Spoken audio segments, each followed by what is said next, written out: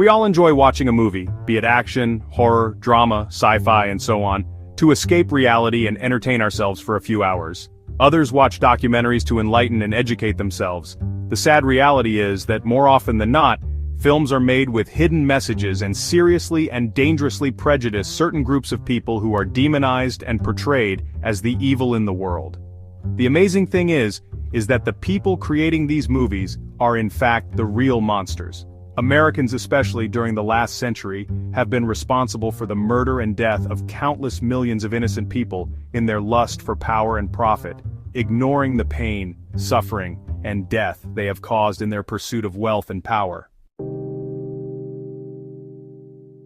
The Zionist Israelis and Christian Zionists are no better and have caused unimaginable destruction, pain, death, and loss to the Palestinian people. The most disturbing thing here is that the Jewish nation has suffered greatly at the hands of Nazi Germany, yet today, they inflict even worse atrocities against the Palestinians.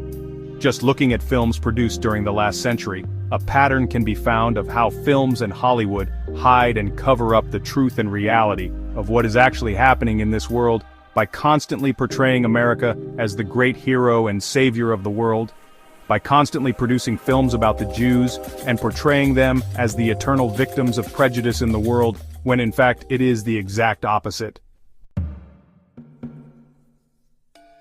Let's look at some numbers of how many films have been made in the last century that actually portray the aggressors as the heroes instead of the other way around.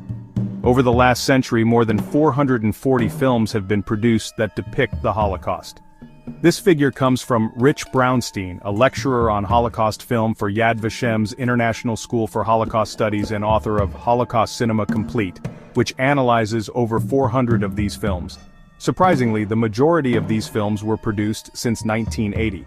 Approximately 300 films have been produced that portray Middle Eastern terrorism, again mainly since 1980.